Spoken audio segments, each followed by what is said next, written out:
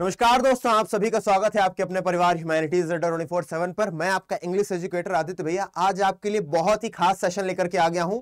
आपके इतने सारे मैसेजेस आए, इतनी सारी जीमेल्स आई और एक ही क्वेश्चन होता था, भैया आप चैप्टर पढ़ा देते हो और भी बहुत सारे टीचर्स चैप्टर पढ़ा देते हैं, लेकिन जो नहीं होता है वो आंसर फ्रेम नहीं होता, क्योंकि आप पढ़ाते तो हो, कोई हमारे सामने लिख के तो दिखाते नहीं हो और वो प्रैक्टिकली बेटा पॉसिबल भी नहीं है। टीचर को तो पेपर देना नहीं, पेपर आपको देना है। लेकिन आज मैं आपको वो हर तरीका बता दूंगा जिससे आप इंग्लिश ही नहीं, हिस्ट्री, किसी भी और सब्जेक्ट के आप आंसर्स फ्रेम कर पाएंगे और एक अगले कदम की ओर आगे बढ़ पाएंगे।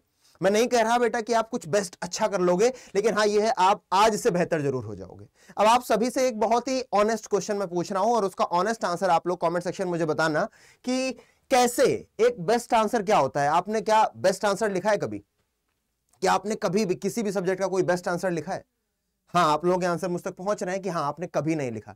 बेटा मैं आपको साफ साफ बता दूं, बेस्ट आंसर जैसा कुछ होता ही नहीं है। ये एक मिथ है जो हमारे दिमाग में डाल दी गई है। बेस्ट आंसर्स कई सारे उल्टे सीधे उल जलूल टाइप के आंसर्स लिखने के बाद जब कुछ बेहतर लिखने लग जाते हो, कॉन्टेक्स्ट से रिलेट करके लिखने लग जाते हो, चैप्टर से रिलेटेबल लिखने लग जाते हो, उसी को हम बेस्ट आंसर बोलने लगते हैं। जिसमें पूरे नंबर मिल जाए वही बेस्ट आंसर है।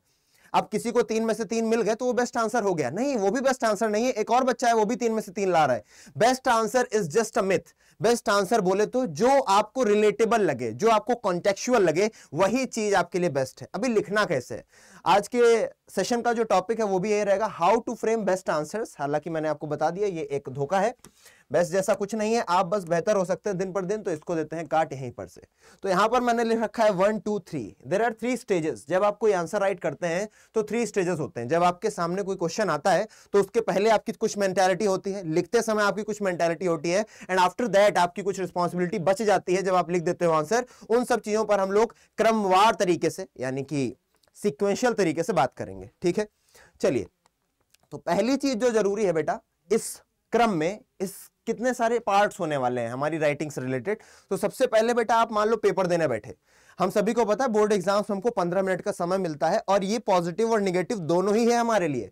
कुछ बच्चे होते हैं जो उस 15 मिनट का यूटिलाइजेशन करके देख लेते हैं कि कौन से क्वेश्चंस मुझे पहले करने हैं, और कुछ ऐसे बच्चे होते हैं भोला बसंत रसगुल्ला टाइप के जो डर जाते हैं। किस बात से डर जाते हैं? मान लो क्वेश्चन नंबर 7 का उनको आंसर नहीं आ रहा है, अब वो पूरे 3 घंटे इस प्रेशर को लेकर के घूमेंगे कि मुझे क्वेश्चन नंबर 7 का आंसर नहीं आ रहा है। तो बिफोर राइटिंग आपको क्या करना है, आपको एक बार पढ़ना है। क्या क्या करना है मैं आपको बताऊंगा। अभी तो मैं आपको स्टेजेस बता रहा हूं, कौन कौन सी स्टेजेस हैं जिनमें मैंने इनको डिवाइड किया है आपकी राइटिंग स्किल्स को। उसके बाद वाइल राइटिंग आपको किन चीजों का ध्यान रखना है, एंड आफ्टर दैट जब आप लिख चुके होंगे तो आफ्टर राइटिंग आप किन चीजों का ध्यान दे रहे होंगे। At the end of this session मैं आपको यह भी बताऊंगा कि अगर आपकी ग्रामर ही कमजोर है, अगर आपको आंसर लिखना ही नहीं आता है, तो आपको कौन से तरीके हैं, कौन सी टिप्स हैं जो मैंने अपनाई थी जिससे मेरा आंसर राइटिंग अच्छी हो गई थी। क्योंकि आप तो तभी सीबीएसई बोर्ड के छात्र, हो सकता है यूपी बोर्ड के भी कुछ स्टूडेंट्स इस वीडियो को देख रहे हो, लेकिन मैं आपका इंग्लिश एजुकेटर यूपी बोर्ड का एक सामान्य विद्यार्थी रहा जो ज्यादा अच्छे खास नंबर नहीं लाता रहा। लेकिन हाँ, आज मैं आपको पढ़ा रहा हूं और सबल हूं कई सारे बच्चों को 100% लाने में मदद करने के लिए। इसका मतलब है कुछ मैंने किया होगा, और अगर आप वही करेंगे तो आप भी सफलता की सीढ़ियों में चढ़ना शुरू कर देंगे। शुरुआत करते हैं बिफोर राइटिंग। तो सबसे पहले बेटा रीड क्वेश्चन केयरफुली। ये बहुत ही फट्टेबाजी वाली बातें हैं, एक बार सुननी पड़ेंगी तुमको भी। तुम जब पेपर पढ़ते हो ना, उसमें भी लिखा होता है रीड द क्वेश्चंस केयरफुली, क्योंकि कई बार ऐसा होता है बेटा, ये बहुत ही सिंपल लाइन लग रही है लेकिन बहुत गलत करते हैं बच्चे।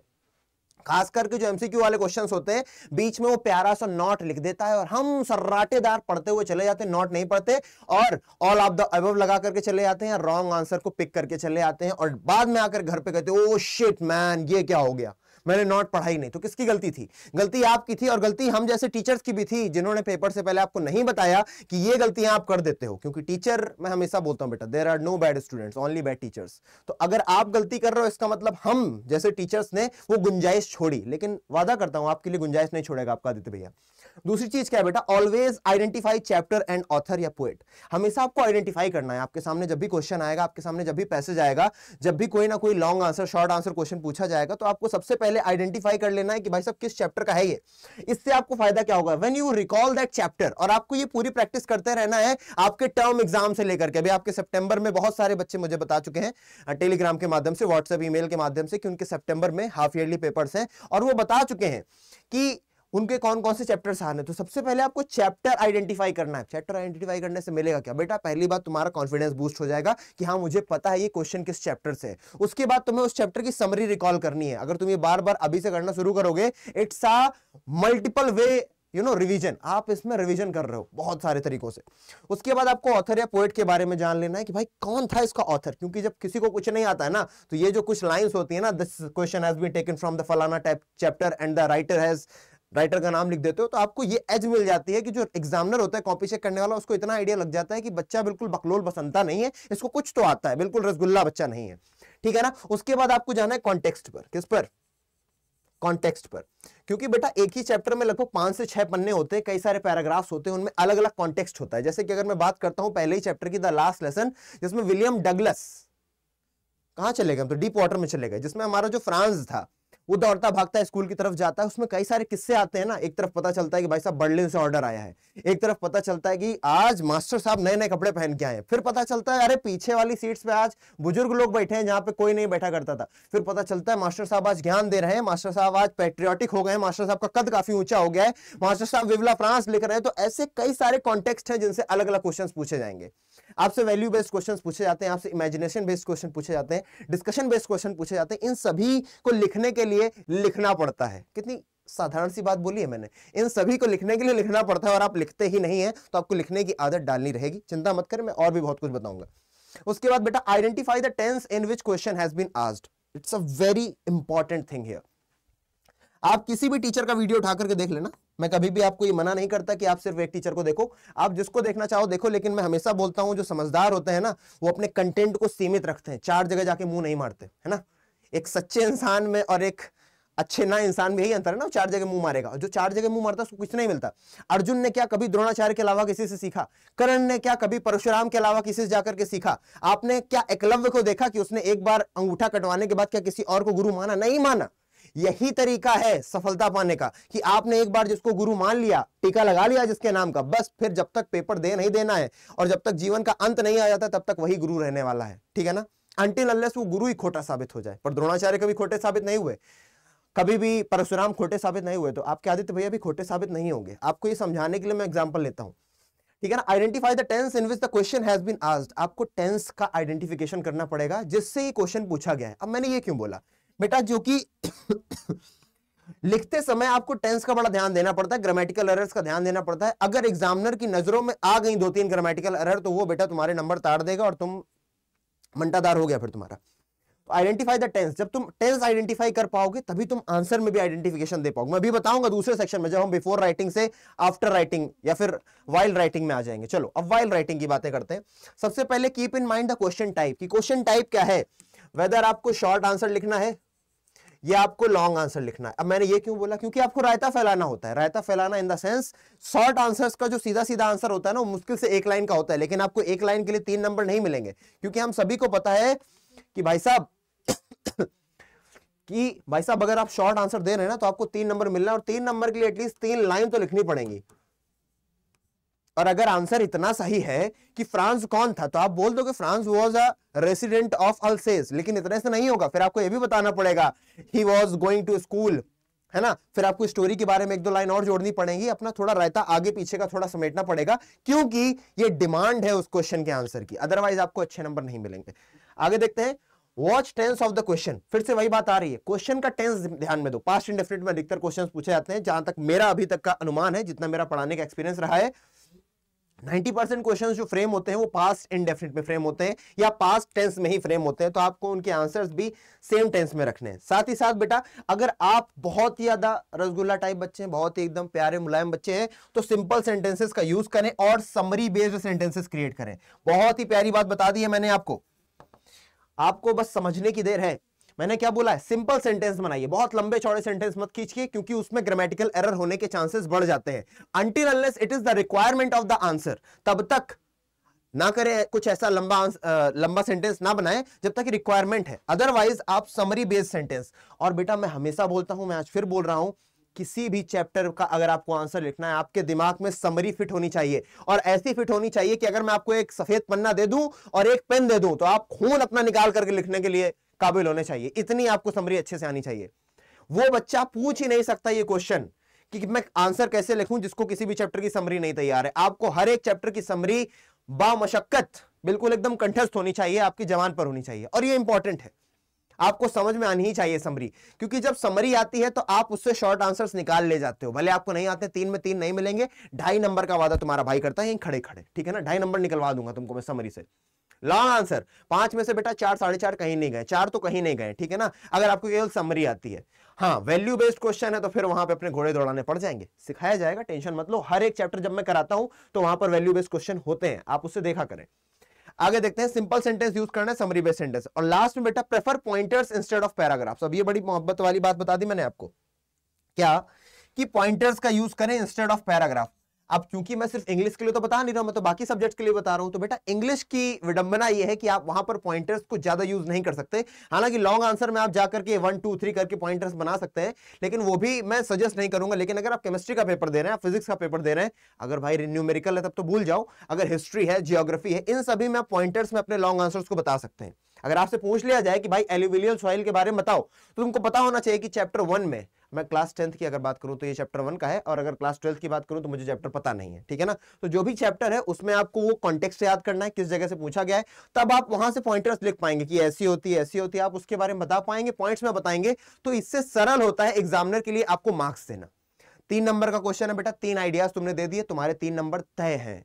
अब तुमने एक पैराग्राफ बड़ा सा लिख दिया तो तुम पता है चैलेंज कर रहे हो एग्जामिनर को, तुम ढूंढ सको तो ढूंढ लो, हमने जो बताने की कोशिश की है। तो इंग्लिश में तो चलो मजबूरी है बेटा, वहां पर थोड़ा राइटिंग का ध्यान रखना पड़ जाता है, इंग्लिश में थोड़ा सा आपको साजो सज्जा का ध्यान रखना पड़ जाता है, because it's literature and literature is always full of figure of speeches, always full of beauty. तो जब भी सुंदरता की बात होगी तो या तो हिंदी लिटरेचर है तो अंग्रेजी लिटरेचर, फ्रांस लिटरेचर तुम पढ़ नहीं रहे हो। लेकिन जब बाकी सब्जेक्ट्स की बात करोगे, हिस्ट्री, जियोग्राफी, बाकी और भी कोई सब्जेक्ट बेटा, ह्यूमैनिटीज का उठा लो, साइंस का उठा लो, आप पॉइंटर्स का यूज करोगे लॉन्ग आंसर्स में, जहां पर थ्योरी लिखनी है, आपको बेहतरीन नंबर मिलेंगे, अपने दोस्तों से बेहतर नंबर मिलेंगे अगर उन्होंने वीडियो नहीं देखा। लेकिन आप शेयर जरूर कर देंगे, मुझे पता है। अब बात करते हैं बेटा आफ्टर राइटिंग, लिखने के बाद क्या ध्यान देना है बेटा, read the answer as you have written. बेटा बहुत ही ज्यादा इंपॉर्टेंट बात बता रहा हूं, बहुत सारे बच्चे ऐसे होते हैं आंसर लिख देते हैं और जब बाद में मुझसे बताते हैं यार भैया एक गलती हो गई थी लेकिन हम पढ़ना भूल गए बाद में। तो पढ़ना क्यों भूल गए, पढ़ना तुम भूले बेटा, मैं इसीलिए तुमको याद दिला रहा हूं, फिर से भाई गुंजाइश नहीं बचने दे रहा हूं जिससे आपके नंबर कट जाए। तो read the answer as you have written, भाई साहब जो आंसर तुमने लिखा है उसको पढ़ो, तो उसको दोबारा पढ़ोगे तो कहीं ग्रामेटिकल एरर की होगी तो याद आ जाएगा, कहीं पर किसी और चैप्टर का उठा करके भसड़ मचा दी तो बेटा एक लाइन में सिंगल स्ट्रॉ से काटोगे, एक लाइन में काटना, किची पीछी नहीं करना, ठीक है ना। छोटे बच्चे नहीं हो कि दीवारें खराब कर रहे हो, वरना तुम्हारा करियर खराब कर देगा एग्जामिनर, तो नहीं करवाना है, तो एक लाइन में काटना है, ठीक है ना। तो read the answer as you have written, बेटा बहुत इंपॉर्टेंट पॉइंट है। I have repeated it thrice, यानी 3 बार मैं इसे रिपीट कर चुका हूं क्योंकि इतना इंपॉर्टेंस है इस बात की। आपको आंसर को दोबारा पढ़ना है और साथ ही साथ ये देख लेना है कि कोई ग्रामेटिकल एरर नहीं है। आखिरकार पढ़ना क्यों है ये भी तो मैं बता दूं आपको, पढ़ना इसलिए आप देख लें ग्रामेटिकल एरर तो नहीं है, मैं कॉन्टेक्स्ट से हिला तो नहीं हूं, थोड़ा बहुत तो रायता फैलाना पड़ेगा if it is about English, but if it is about history, if it's about other subjects, आपको रायता फैलाने की आवश्यकता पड़ती नहीं, there are things pointers, right. आगे बढ़ते हैं। दूसरा बेटा confirm the word count necessary, और एक बात का और ध्यान रख लेना, वैसे आप ध्यान रखोगे लिखते समय ध्यान रखना होता है वाइल राइटिंग, लेकिन तब भी एक बार देख लें कि जो वर्ड काउंट है आप उसके आसपास पहुंच रहे हो ना। अगर आपसे मान लीजिए शॉर्ट आंसर की बात की जाए तो आपको 50 वर्ड के आसपास जाना होता है, क्या आपने ऐसा तो नहीं 30 वर्ड में ही आंसर खत्म कर दिया, तो आप खतरे की घंटी बजा चुके हैं अपने लिए। 30 वर्ड यानी कि 50 का लगभग आधा है, तो आप ये मत सोचिएगा कि आपको 2 नंबर मिलेंगे, 1.5 नंबर देकर टरका देगा एग्जामिनर। तो वर्ड काउंट का ध्यान रखिए, whether it is about long answer type questions और short answer type questions, right. अभी वीडियो खत्म नहीं हुआ है, अभी और आपको सीखने के लिए है, बढ़ते हैं आगे। अब बेटा मैं थोड़ा सा स्पेसिफिक हो जाता हूं इंग्लिश पर, मैं शॉर्ट आंसर टाइप क्वेश्चंस और लॉन्ग आंसर टाइप क्वेश्चंस को आप कैसे फ्रेम कर सकते हैं उन पर बात करने जा रहा हूं, ठीक है ना। सबसे पहले स्टिक टू द पॉइंट, जब भी आपसे कोई क्वेश्चन पूछा जाए कोशिश यही रहनी चाहिए कि आप पॉइंट से स्टिक रह सकें। अगर 3 आइडियाज 3 लाइन लगभग 3.5 लाइन आप भर पा रहे हैं, कितने में बेटा, अपने आइडिया से स्टिक रह करके, तो बहुत अच्छी बात है। अगर नहीं रह पा रहे तो फिर आपको क्या करना पड़ेगा, क्या करना पड़ेगा, आई विल टेल यू। सबसे पहले देख लो भाई 3 नंबर आपको मिलेंगे शॉर्ट में, ठीक है ना, 3 number you will get, nearly 50 words you need to write, ये आपके दिमाग में होना चाहिए। 3 नंबर के लिए 50 वर्ड लिखने हैं भाई साहब हमको, ठीक है ना। उसके बाद एटलीस्ट 3 आइडियाज और थॉट्स इन द आंसर्स। बेटा अब एक थॉट का आपको 1 नंबर मिल रहा है, आप ये सोच करके चलो, अगर आप एक सेंटेंस लिख रहे हो ना, एक लेजिट सेंटेंस, एक मतलब समझदारी भरा सेंटेंस लिख रहे हो तो आपको इसका 1 नंबर मिल रहा है। तो वैसे आपको 3 आइडियाज या 3 थॉट्स लिखने पड़ेंगे, तब आपको 3 नंबर मिलेंगे। बहुत सिंपल डिस्ट्रीब्यूशन है बेटा, 1 लाइन बोले तो 1 नंबर, तो 3 लाइन बोले तो 3 नंबर। अब 3 लाइन में पूरे भसड़ नहीं मचानी, आंसर देना है, ठीक है ना। ये नहीं कि खेल खिलौना लिख के चले आए ऐसा नहीं हो रहा है। आगे, वीव पास्ट और future story to complete the world limit. अब देखो, वीव का मतलब बुनना, पास्ट एंड फ्यूचर स्टोरी, जो भी स्टोरी अगर तुम्हें याद आ गई, जब भी तुमसे शॉर्ट आंसर टाइप क्वेश्चन पूछा गया, लॉन्ग आंसर टाइप पूछा गया, लॉन्ग की बात मैं करूंगा, तो आपको क्या करना है, अगर आप स्टिक तो हो गए पॉइंट से, लेकिन अभी भी अगर उससे ज्यादा आपको कुछ बताने की आवश्यकता पड़ रही है, वर्ड काउंट अभी कम पड़ रहा है, तो आप क्या करेंगे, उसी जगह का जहां से कॉन्टेक्स्ट से आंसर आपने दिया है, उसी कॉन्टेक्स्ट के आगे और पीछे की स्टोरी आप एडअप कर सकते हो, सो दैट वो और अच्छा बन जाए, ठीक है ना। आगे पीछे की स्टोरी को क्या करोगे, एडअप करोगे। तो वीव पास्ट और future story to complete the world limit. मेरी बात समझ में आ रही है आपको? बढ़ते हैं आगे बेटा। अब लॉन्ग आंसर की फ्रेमिंग क्या है? सबसे पहले लिखा है बच्चा, चैप्टर तो पढ़ना ही पड़ेगा, वो भी अच्छे से। मैंने सबसे पहली बात ही लिखी हुई है, वो भी आपकी इंग्लिश में, जो आप व्हाट्सएप पे बात करते रहते हैं। तो बच्चा, चैप्टर तो पढ़ना ही पड़ेगा। अब चैप्टर पढ़ना पड़ेगा क्यों? क्योंकि बेटा जब आप लॉन्ग आंसर की बात करते हैं बेटा, तो वहां पर आपको काफी लंबा चौड़ा लिखना पड़ता है। 120 से 150 वर्ड्स उसकी वर्ड लिमिट होती है, यानी कि लगभग 1.5 पन्ना। और 1.5 पन्ने तक पहुंचने के लिए आपके पास चैप्टर की नॉलेज होना अति आवश्यक है। It is of a prime importance. आपको आना ही आना चाहिए, आपके पास कोई और चारा नहीं, आपके पास कोई ऑप्शन नहीं है। दूसरी बात, हर चैप्टर की समरी ढंग से आनी चाहिए। मैंने दोबारा यही बात बोल रहा हूं आपके सामने कि भैया चैप्टर की समरी है जो आपके लिए ब्रह्मास्त्र का काम करेगी आपके महाभारत के युद्ध में। ब्रह्मास्त्र को आई थिंक सबसे बड़ा अस्त्र माना जाता है, हालांकि उससे बड़े भी अस्त्र हैं, वो बातें कभी और। फिलहाल आपके लिए ब्रह्मास्त्र का काम करती है बेटा समरी। अगर आपको कुछ चीज नहीं आती है चैप्टर के बारे में, चैप्टर क्या है बेटा, चैप्टर का सारांश, चैप्टर के बारे में कंसाइज में पता होना ही समरी है। और समरी अपने आप में आप लिखने बैठोगे तो 2 पन्ने की तो लिख ही डालोगे किसी भी चैप्टर की, ठीक है ना। आगे, always identify the chapter in context. अब देखो, जब लॉन्ग की मैं बात करता हूं तो चैप्टर के साथ साथ आपको कॉन्टेक्स्ट भी क्या करना पड़ेगा, आपको रिकॉल करना पड़ेगा, क्योंकि आपको पूरा का पूरा कॉन्टेक्स्ट अपने आंसर में लिखने वाला होगा, लिखना पड़ेगा। जब भी आप चैप्टर पढ़ रहे हैं ना बेटा, तो चैप्टर को बहुत ही बारीकी से पढ़ें, तभी मैं एक एक वर्ड की मतलब बताता हूं, बाल की खाल निकाल करके बताता हूं कि इसका यहां पर क्या मतलब है, डिक्शनरी में इसका क्या मतलब होता है, so that you can get to know the better understanding of these things. Getting my words right? आगे देखते हैं, 5 नंबर्स यू विल गेट। आप कितने नंबर पाएंगे भाई साहब? 5 नंबर आपको मिलेंगे यहां पर, और जिसके लिए आपको 120 से 150 वर्ड लिमिट को टच करना पड़ेगा। अब ये वर्ड लिमिट कैसे टच होंगी अभी पता चलता है भाई। अब भाई साहब 5 आइडियाज या फिर थॉट्स क्या करोगे, अपने आंसर में रख दो। मैंने कई सारी वेबसाइट्स पर देखा है एनसीईआरटी से रिलेटेड, जहां पर लॉन्ग आंसर्स के वो लोग आंसर पता है कैसे देते हैं, पॉइंटर्स में 1, 0.2, 0.3, 0.4, 0.5, 0.6, बस। तो मिनिमम 5 थॉट्स और 5 आइडियाज रखो। कोशिश करो कि एक थॉट देने के बाद आप पैराग्राफ चेंज कर दो। ये बहुत ही नया सा लग रहा हो कि भैया ऐसे कोई बता रहा हो, आज तक मेरे किसी भी टीचर ने ऐसा नहीं बताया, but I am telling you, ये आपको हेल्प करने वाला है बेटा, ठीक है ना। तो आपको 5 आइडियाज रखने हैं। अब जरूरी नहीं है कि आइडियाज, कभी कभी होता है पैराग्राफ ही इतना बड़ा है तो उसी के से आप अपने वर्ड लिमिट को क्या कर पाओगे, जस्टिफाई कर पाओगे। तभी मैंने बोला जो कॉन्टेक्स्ट है, पास्ट और फ्यूचर की जो स्टोरी है, weave past and future story to complete the word limit. अगर वर्ड लिमिट को आपको अपनी कंप्लीट करना है तो आपको क्या करना पड़ेगा, वीव करनी पड़ेगी एक ढंग की स्टोरी। और उस वीव करने में वो जो स्टोरी, मैं सीधे से बोलता हूं अपनी क्लास में कि रायता फैलाना पड़ेगा।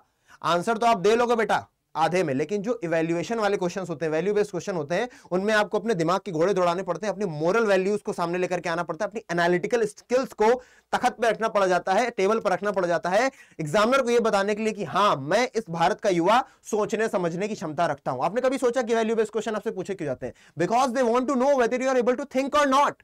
समाज में इतनी सारी कुरीतियां फैली हुई हैं, समाज में इतने सारे कुकृत्य हो रहे हैं, आपका क्या उन पर ओपिनियन है? अगर आप अपने चैप्टर के बारे में ही ओपिनियन नहीं रख पा रहे हैं तो आप कल को समाज के बारे में ओपिनियन क्या रखेंगे? क्या ही एक आईएएस पीसीएस बनेंगे? क्या ही एक अच्छे सिटीजन बन के निकल के आएंगे? तो एनसीईआरटी अगर ऐसे क्वेश्चंस देता है तो उसके पीछे उसका ध्येय है, और वो ध्येय अपने आप में बहुत सफलतापूर्वक आगे बढ़ रहा है, और आप जैसे होनहार बच्चे ही इस ध्येय को पूरा कर पा रहे हैं। तो ये मैंने आपको रीजन बता दिया, क्योंकि कभी कभी हम लोगों को रीजन जानना होता है कि आखिरकार ऐसा क्यों, तो ऐसा इसलिए, ठीक है।